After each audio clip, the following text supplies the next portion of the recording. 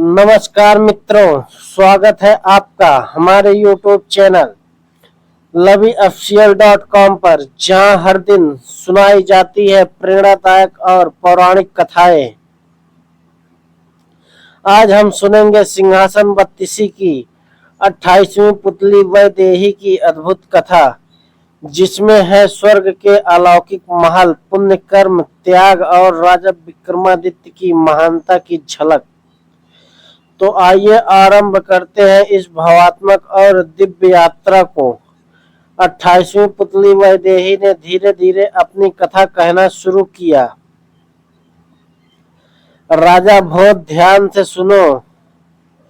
यह कथा है महान सम्राट विक्रमादित्य की, जिनका तेज और धर्म पालन देवताओं तक को प्रभावित करता था।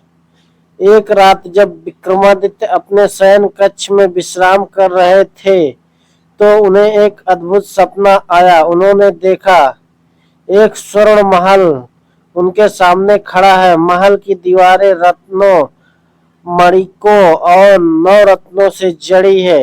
हर कोने से दिव्य प्रकाश निकल रहा है। उस महल के चारों ओर हरे भरे उद्यान है। हजारों फूल खिले हुए हैं, जिनकी सुगंध वातावरण को स्वर्ग बना रही है। तितलियां फूलों पर मंडरा रही है, भंवरों का गुंजन गूंज रहा है। महल की भव्यता देखते देखते विक्रमादित्य की दृष्टि उस योगी पर पड़ी, जो महल से कुछ दूरी पर तप में लीन था। उन्होंने ध्यान से देखा तो वह योगी स्वयं उन्हीं का हमशक्ल था। अचानक उनकी नींद खुल गई। वह सोच में पड़ गए, यह सपना साधारण नहीं हो सकता, यह किसी अलौकिक रहस्य की ओर संकेत है। सुबह होते ही उन्होंने पंडितों और ज्योतिषों को बुलाया। सपने का वर्णन करते ही सभी विद्वानों ने एक मत होकर कहा, महाराज, आपने जो देखा वह इंद्रपुरी का महल है। स्वयं देवताओं ने आपको सशरीर स्वर्ग आमंत्रण भेजा है। विक्रमादित्य आश्चर्यचकित थे। उन्होंने प्रश्न किया, स्वर्ग जाना तो पुण्य आत्माओं के लिए संभव है, पर क्या मैं इस योग्य हूँ? राजपाट चलाते हुए कभी तो भूल से भी पाप हो ही जाता होगा। विद्वानों ने मुस्कुराकर उत्तर दिया, महाराज, यदि आप अयोग्य होते तो आपको यह स्वप्न ही न आता। देवताओं का बुलावा तभी आता है जब कोई पृथ्वी पर रहते हुए ही स्वर्ग का अधिकारी बन जाता है। सबकी राय सुनकर विक्रम ने निर्णय लिया। उन्होंने अपने राजपुरोहितों के साथ लिया और साधारण वस्त्र पहनकर स्वर्ग की यात्रा पर निकल पड़े। रास्ते में एक नगर में रात को विश्राम करते समय उन्होंने एक बूढ़ी औरत को रोते हुए पाया। विक्रम ने द्रवित होकर पूछा, माता, तुम क्यों विलाप कर रही हो? वृद्धा ने रोते रोते उत्तर दिया, महाराज, मेरा जवान बेटा सुबह जंगल में लकड़ियां लेने गया था। शाम हो गई, लेकिन अब तक लौटकर नहीं आया। वह लकड़ियां बेचकर ही हमारा जीवन चलता है। मुझे डर है कि कहीं किसी हिंसक जानवर ने उसे अपना शिकार न बना लिया हो। विक्रम का हृदय पिघल गया। उन्होंने उसे आश्वासन दिया और स्वयं जंगल की ओर निकल पड़े। जंगल घना था, हर ओर भयावह सन्नाटा और जंगली जानवरों की गर्जना सुनाई दे रहे थे। कुछ दूर जाने पर उन्होंने देखा एक युवक पेड़ पर चढ़ा कांप रहा था और नीचे एक शेर घात लगाए बैठा था। विक्रम ने साहस और बुद्धि से काम लिया। उन्होंने शेर को वहां से भगा दिया और युवक को सुरक्षित लेकर लौट आए। वृद्धा ने बेटे को देखकर आंसुओं के बीच मुस्कुराकर कहा, बेटा, आज मुझे दूसरा जीवन मिला है। महाराज, आप धन्य है। यह था विक्रम का पहला पुण्य कर्म। अगली सुबह विक्रम यात्रा पर आगे बढ़े। चलते चलते वे समुद्र तट पर पहुंचे। वहां उन्होंने एक गर्भवती स्त्री को रोते हुए देखा। उन्होंने पूछा, हे देवी, तुम्हारे आंसुओं का कारण क्या है?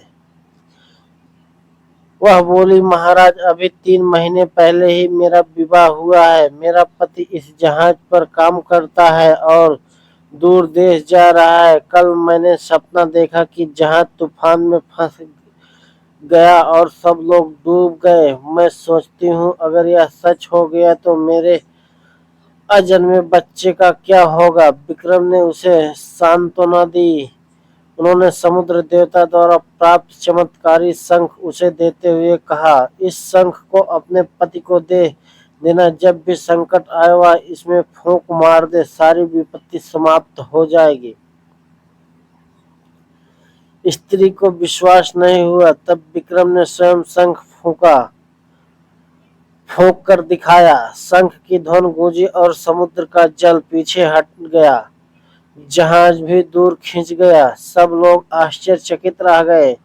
जब उन्होंने फिर शंख बजाया तो समुद्र अपनी लहरों के साथ लौट आया। जहाज भी सुरक्षित वापस आ गया। अब स्त्री ने आभार स्वरूप शंख लिया और आंसुओं के बीच कहा, महाराज, आप सचमुच देव तुल्य है। यह था विक्रम का दूसरा पुण्य कर्म। कुछ दूर आगे बढ़ने पर आकाश में काली घटाएं छा गई। तभी आकाशवाणी हुई, महाराज विक्रमादित्य, तुमने मार्ग में 2 महान पुण्य किए। एक वृद्धा को संतोष दिया, एक स्त्री को सुरक्षा का विश्वास दिया। इसलिए तुम्हें सशरीर स्वर्ग जाने का अधिकार मिला है। तुम्हें लेने दिव्य घोड़ा भेजा गया है। एक सफेद घोड़ा आकाश से उतरा। विक्रम ने राजपुरोहित को भी साथ चलने का आग्रह किया, पर वे बोले, महाराज, मैं यहीं रहना उचित समझता हूँ। आपका संधिया मुझे स्वर्ग का अधिकार बना देगा। विक्रम ने उन्हें प्रणाम किया और घोड़े पर सवार हो गए। दिव्य यात्रा और इंद्रपुरी की महल। घोड़ा पहले जंगल में दौड़ा, फिर धरती छोड़कर आकाश में उड़ने लगा। तेज हवाएं चमकती, बिजली और दिव्य ध्वनियां वातावरण में गूंज रही थी। कुछ समय बाद विक्रम इंद्रपुरी पहुंचे। जैसे उन्होंने सपने में देखा था वही स्वर्ण महल, उद्यान, फूल, तितलियां और योगी वहां मौजूद थे।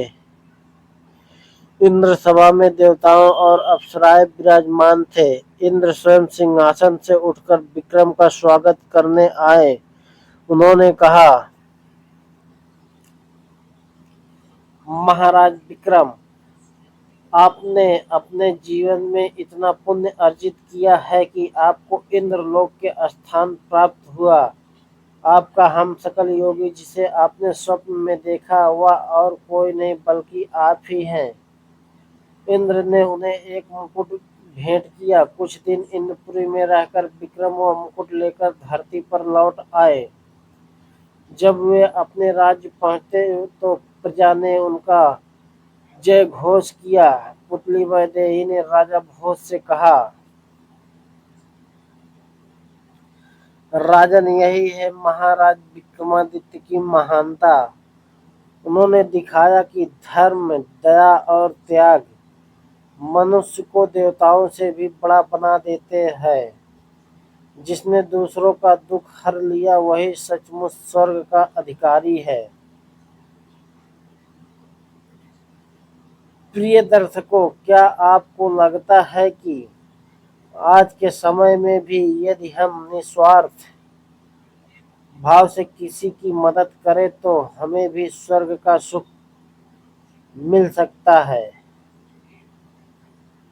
आप अपने विचार कमेंट बॉक्स में जरूर बताएं। धन्यवाद मित्रों, मिलते हैं अगली कहानी में फिर।